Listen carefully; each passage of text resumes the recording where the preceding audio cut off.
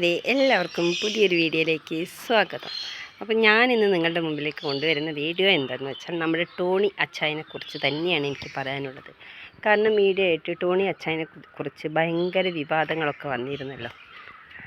അതിനുശേഷം ടോണി അച്ചായൻ നമ്മുടെ ചാരിറ്റി നിർത്തുകയാണെന്നൊക്കെ പറഞ്ഞു. അയാൾക്ക് അയാളുടെ സ്വന്തം കയ്യിൽ നിന്ന് എടുക്കുന്ന ക്യാഷ് കൊണ്ട് അയാൾ എന്തെങ്കിലുമൊക്കെ ചെയ്യട്ടെ. നമ്മൾ എന്തിനാണ് അതിൽ എതിർക്കാൻ പോകുന്നത്? എന്നിട്ടിപ്പോൾ എന്തുണ്ടായി?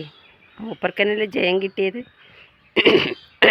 പക്ഷേ ഞാൻ ഇന്ന് കൂടുതൽ മൂപ്പരോട് റെസ്പെക്റ്റ് ചെയ്യുന്ന ഒരു വ്യക്തിയാണ് ഇന്ന് ഈ നിമിഷം കൂടുതലായിട്ട്. കാരണം ചോദിച്ചാൽ ഒരു പാവപ്പെട്ട പെൺകുട്ടിക്ക് ഒരു ജീവിത മാർഗം കണ്ടെത്തി കൊടുത്താണ്. കാരണം ആ ഒരു കുട്ടി അച്ഛനും അമ്മയും ഇല്ലാതെ ചെറ്റക്കുടിലിൽ ഒറ്റയ്ക്ക് കഴിയുകയായിരുന്നു.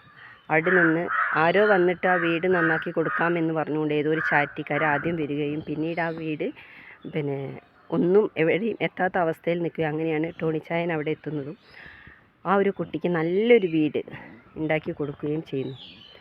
അതിനുശേഷം ആ കുട്ടിക്ക് ഒരു ജീവിതം പങ്കാളിയെയും അവർ നല്ലൊരു ജീവിതത്തിലേക്ക് കൈപിടിച്ച് കയറ്റുന്ന ഒരു കാര്യമാണ് ഇപ്പോൾ സമൂഹ മാധ്യമങ്ങൾ വൈറലായിക്കൊണ്ടിരിക്കുന്നത്.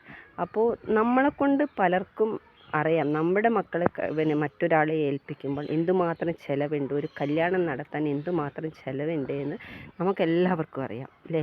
നമ്മളെക്കൊണ്ട് പറ്റുമോ മറ്റുള്ളവരുടെ ഒരു പെൺകുട്ടിയുടെ കല്യാണം നടത്തി കൊടുക്കാൻ? പറ്റും. അത്യാവശ്യം നല്ല ക്യാഷുള്ളവരെ കൊണ്ടൊക്കെ പറ്റും.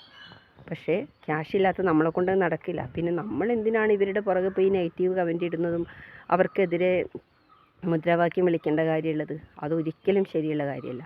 അപ്പോൾ അധികം പോസ്റ്റുകളിലും ഈ സാധാരണക്കാർ പോയിട്ടാണ് അച്ചായനെതിരെ, അച്ചായനെന്നല്ല പൊതുവെ അച്ചായനെ എല്ലാവരും അധികം സപ്പോർട്ട് ചെയ്തിട്ടേ ഉള്ളൂ കേട്ടോ.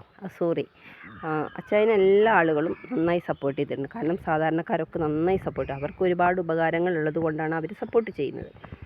അല്ലാത്തതിൽ തന്നെ നമ്മൾ സാധാരണക്കാർ പോയിട്ടാണ് ഒരുപാട് ബാഡ് കമൻ്റൊക്കെ ഇടുന്നത്. അതിൻ്റെ ഒന്നും ആവശ്യമില്ല കൂട്ടുകാർ. നമ്മൾക്ക് ചെയ്യാൻ പറ്റില്ല. പിന്നെ നമ്മൾ മറ്റുള്ളവരെ ബാഡ് കമൻറ്റിലൂടെ നമ്മൾ അവരെ നാറ്റിച്ച് വിട്ടിട്ട് കാര്യമില്ല. അപ്പോൾ എനിക്ക് പറയാനുള്ളതെന്ന് വെച്ചാൽ ടോണിച്ചായൻ ഇപ്പോൾ ആ ഒരു പെൺകുട്ടിക്ക് നല്ലൊരു ജീവിത ഭാഗ്യം കൈവന്നപ്പോൾ അതിൻ്റെ കൂടെ നിന്ന് ആ കുട്ടിക്ക് വേണ്ട കാര്യങ്ങളെല്ലാം ചെയ്തു കൊടുത്ത് നല്ലൊരു വിവാഹം നടത്തി കൊടുത്തു. അപ്പോൾ ഒരു സ്വന്തം മാങ്ങളയുടെ സ്ഥാനത്ത് നിന്നുകൊണ്ടാണ് ടോണിച്ചായൻ അങ്ങനെ ഒരു കാര്യം ചെയ്തത്. അപ്പോൾ അതിനെ നമ്മൾ എത്ര അഭിനന്ദിച്ചാലും മതി വരില്ല അല്ലേ? നമ്മളെ എത്രമാത്രം നമ്മൾ അഭിനന്ദിച്ചാലും ഒരിക്കലും മതി വരില്ല എന്നാണ് എനിക്ക് പറയുന്നത്. ഞാൻ മീഡിയയിൽ ഒരുപാട് വീഡിയോസ് ഞാൻ കണ്ടു.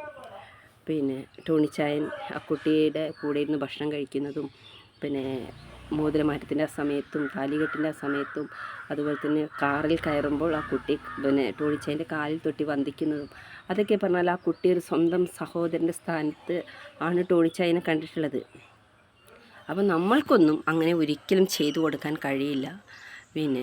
വെറുതെ നമ്മൾ ആരെങ്കിലും ചെയ്യുന്നതിൻ്റെ പുറകെ പോയിട്ട് അവരെ നമ്മൾ സമൂഹത്തിന് മുന്നിൽ നാണക്കേട് വരുത്തിയിട്ട് കാര്യമില്ല. ചാരിറ്റി ചെയ്യുന്നവരുണ്ട്, ചെയ്യട്ടെ, ഇഷ്ടംപോലെ ആളുകൾ ചെയ്യുന്നുണ്ട്. പക്ഷെ അതിൻ്റെ മറവിൽ പലതും നടക്കുന്നുണ്ടാവും. അതൊന്നും നമ്മൾ മൈൻഡാക്കണ്ട. എനിക്കതേ പറയാനുള്ളൂ. അവർ എന്തോ കാണിച്ചോട്ടെ, അതിനുള്ള കൂലി അവർക്ക് ദൈവം കൊടുത്തോളും. നല്ലതാണ് അവർ ചെയ്യുന്നതെങ്കിൽ നല്ല രീതിക്ക് കിട്ടും, ചീത്തയാണ് അവർ ചെയ്യുന്നതെങ്കിൽ ചീത്തയായിട്ട് കിട്ടും. പിന്നെ എന്തിനാ നമ്മൾ വെറുതെ കിടന്നിങ്ങനെ കുരച്ചിട്ട് കാര്യമില്ലല്ലോ. പോകുന്നവർ പോട്ടെ, പോയ വഴിക്ക്. പക്ഷേ ടോണിച്ചായൻ സൂപ്പറാണ്, സൂപ്പറാണ് ടോണിച്ചായൻ. എനിക്ക് ഒരുപാട് ഇഷ്ടമാണ് ആ ഒരു വ്യക്തിയെ. Okay, Tata, bye bye.